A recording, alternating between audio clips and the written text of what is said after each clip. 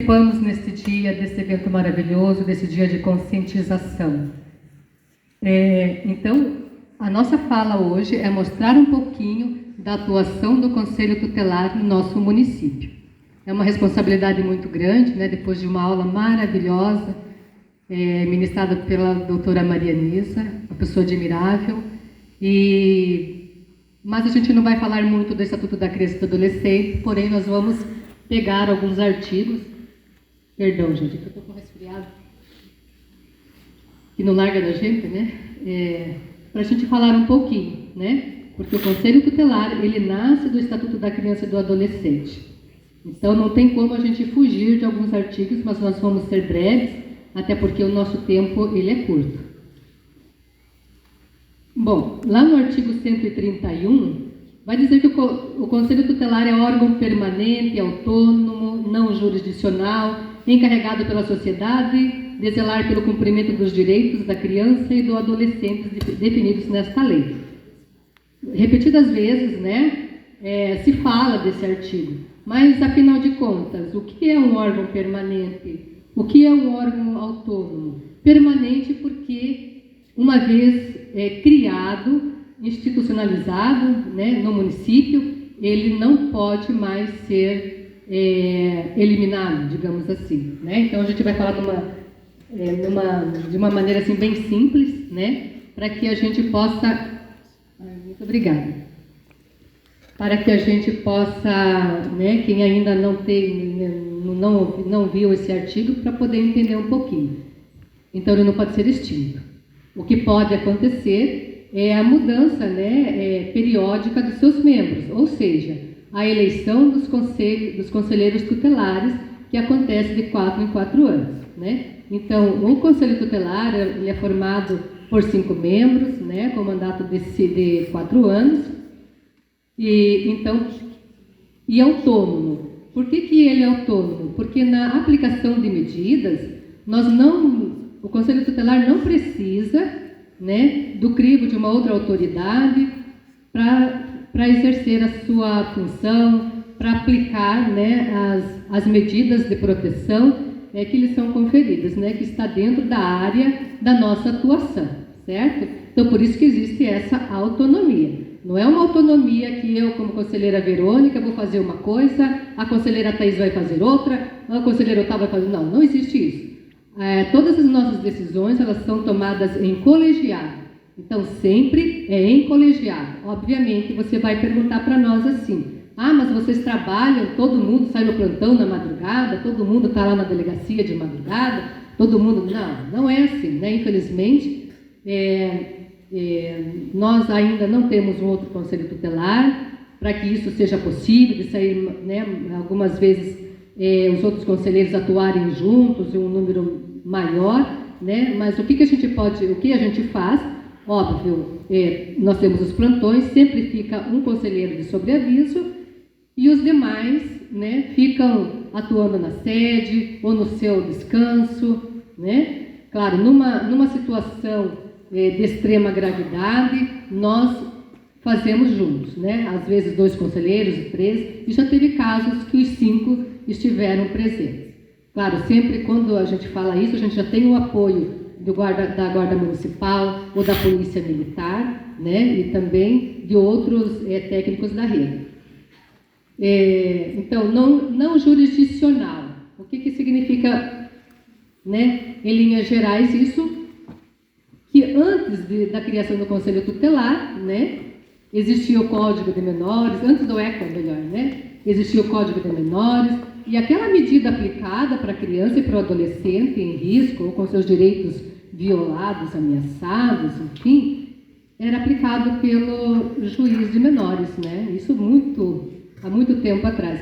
Então, veja quanto tempo se levava, né? Para uma proteção para uma criança, uma coisa básica, uma criança fora da escola, uma criança negligenciada, uma criança vítima de violência dentro da própria casa, sem se alimentar, enfim, né? Com todos os seus direitos violados, quanto tempo se levava, porque esse poder, né, essa prerrogativa da aplicação de medidas ficava mais no judiciário, né? E graças a Deus, depois de muita caminhada, de muitas lutas, enfim, né? Foi conquistado esse direito, foi criada uma legislação própria, e aí então veio o Conselho Tutelar, graças a Deus. Então, o que acontece com essa não judicialização dos casos, enfim, ou melhor, nos primeiros atendimentos, a atuação do Conselho Tutelar. Aplica-se a medida rapidamente. Ninguém pode falar assim, não, o Conselho Tutelar está errado, a medida está errada. Claro, quem tem o direito, ou quem não está, por exemplo, na própria família, não está de acordo, aí pode acionar o Ministério Público, ou pode entrar com o seu advogado, ou advogada, enfim, e aí sim, daí você cria um processo, aí o juiz, a juíza, que vai dizer que a medida está incorreta e vai se dar um outro destino para aquela situação. Pode passar. Então, as atribuições do Conselho Tutelar. Então, rapidamente, a gente vai falar sobre...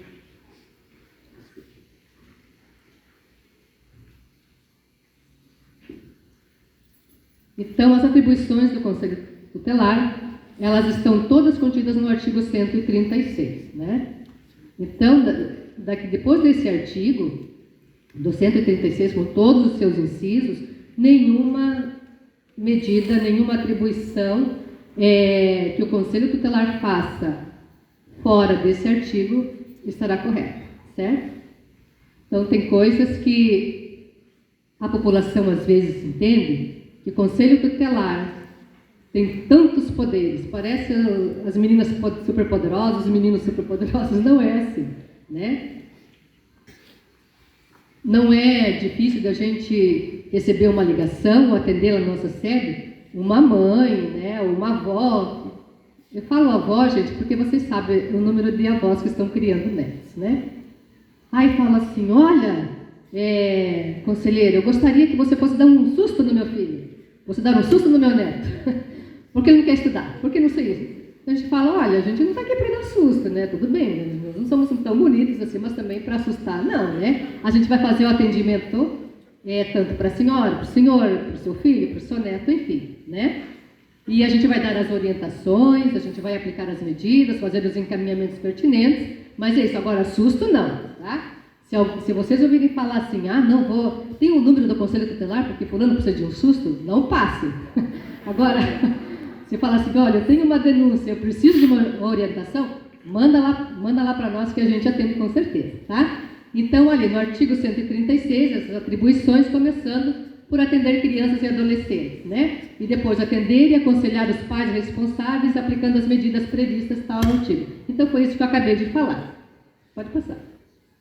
Promover e executar as suas decisões, podendo, para tanto, requisitar serviços públicos na área de saúde, educação, serviço social, previdência, trabalho e segurança. Então, são essas requisições de serviço que nós fazemos normalmente para a área da saúde, para a educação, e para a assistência social, que a gente caminha para o CRAS, para o CREAS. Hoje a gente vai direto no nosso vizinho, o tão novinho CAICAV, e depois vocês vão conhecer as atribuições do CAICAV.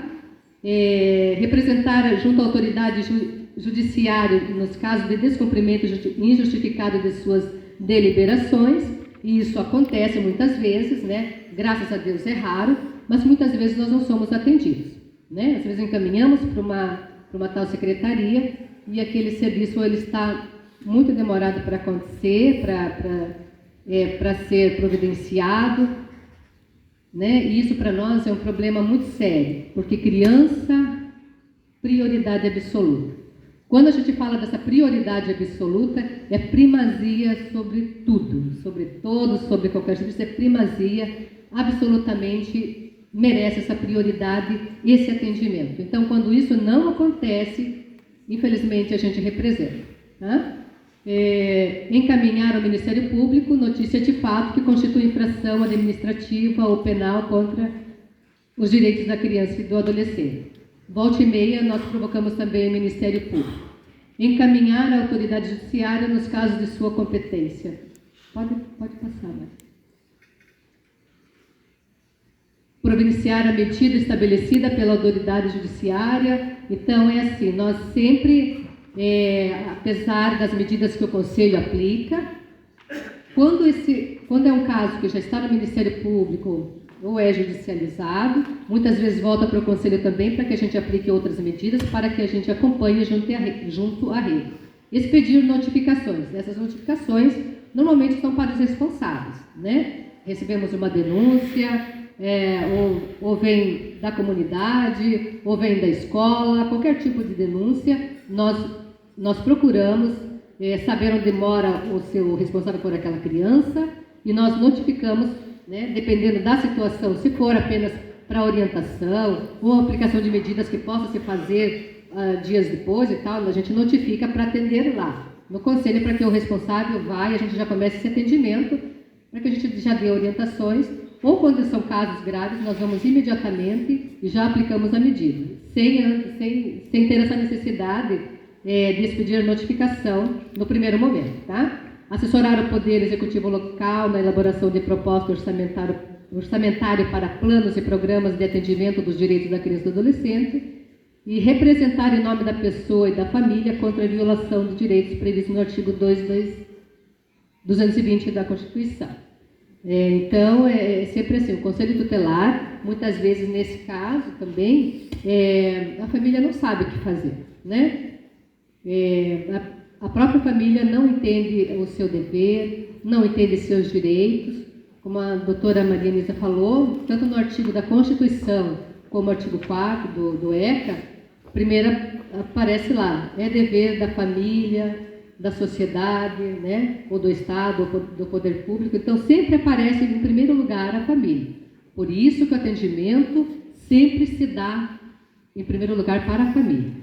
E muitas vezes a família não entende o que está se passando, ela não entende o risco que a criança está passando, ela não sabe a quem recorrer, né? Qual é o direito ali, às vezes é só um direito à educação, né? Que é um direito básico, que é um direito que todo mundo conhece, criança tem que estar na escola, mas às vezes a família não sabe o que fazer, certo? E o Conselho Tutelar está sempre para dar a orientação e aplicar medidas.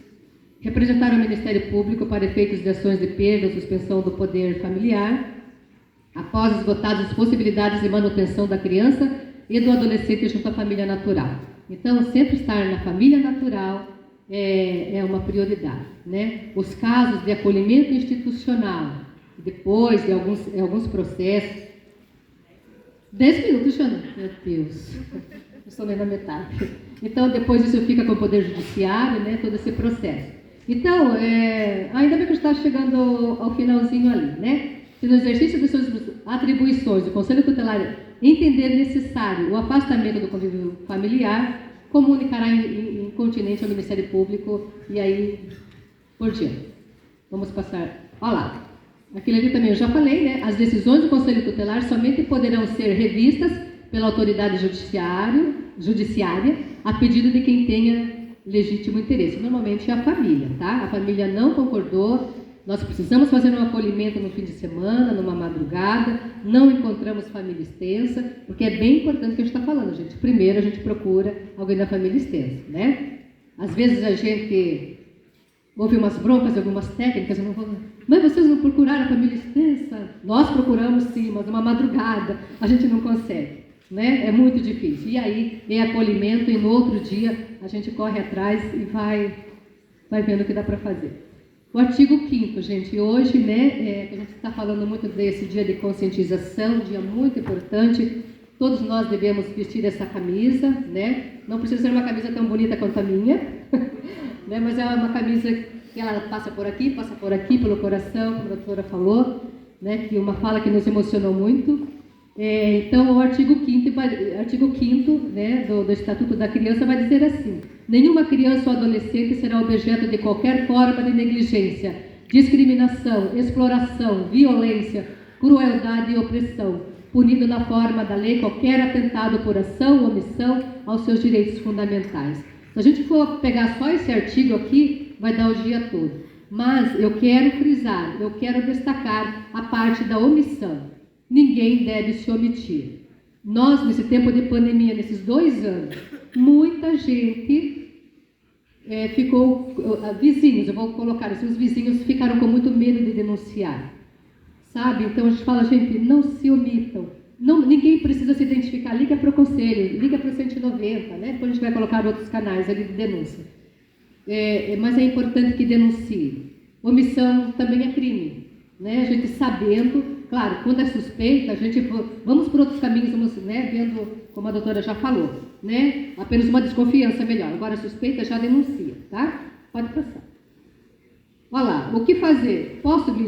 Preciso me identificar? Você não precisa se identificar. O que fazer? Então liga no Conselho Tutelar ou vai no Conselho Tutelar. Hoje a nossa sede está em frente à Praça dos Leões, está bem fácil de achar, tá? Ou liga nos telefones, no fixo, no plantão, tem o Disque 100, tem a Guarda Municipal, Polícia Militar, Delegacia, UNOCRIA, pode passar, né?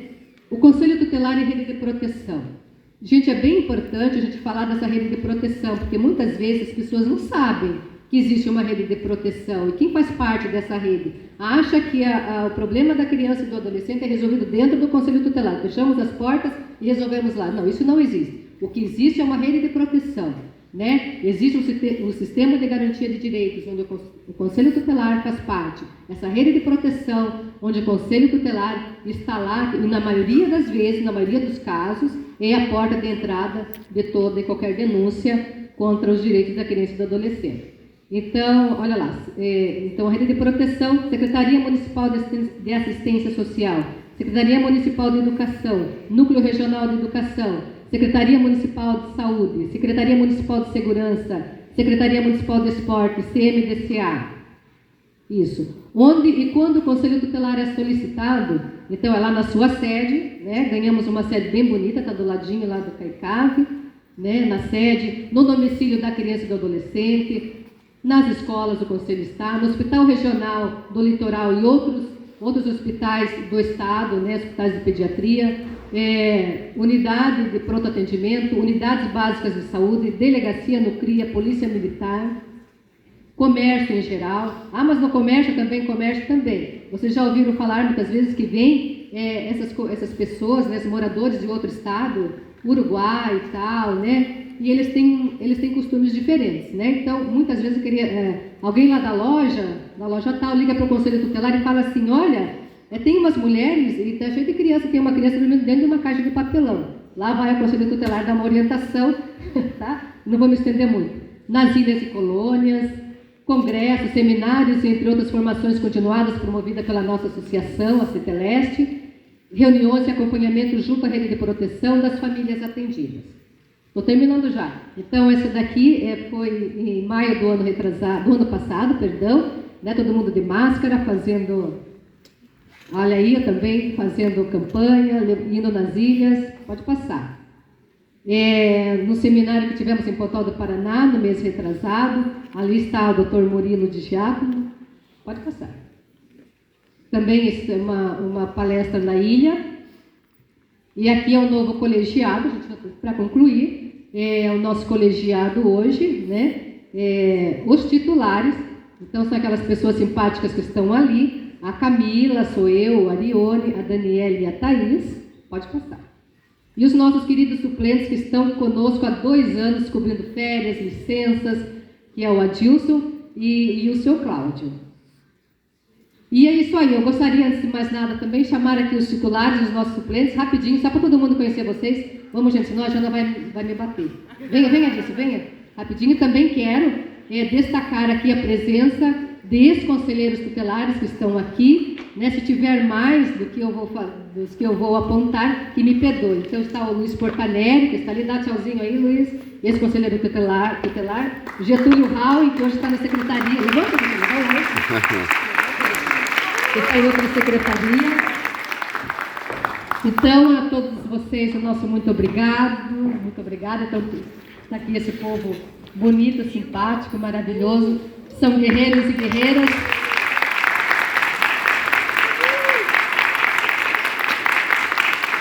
E hoje nós temos uma rede de proteção maravilhosa. Nós não fazemos mais, porque também temos as nossas limitações, né? Mas esperamos que, a partir de hoje, a sociedade também nos ajude a proteger as nossas crianças, a ter a consciência da importância desse dia né, na prevenção, na erradicação dessa violência tão bárbara que em números é assustadora, tá bom? E também quero destacar aqui a presença de algumas líderes da Pastoral da Criança. Cadê a Sônia? O pessoal que estava aí? Ah, tá lá. Parabéns, muito obrigada. E olha, tem mais gente aqui do CMDC. Professora Gisele. Ah, é verdade, venha, Gisele. O que que você... Primeira presidente do Conselho Tutelar. Ah, ela é maravilhosa, ela é maravilhosa. Então, muito obrigada, gente, mais uma vez, e contamos com toda a sociedade. Não é só com a rede de proteção, não são só com os técnicos. E com as técnicas e os técnicos a gente briga lá, mas a gente se ama, tá bom? Tchau.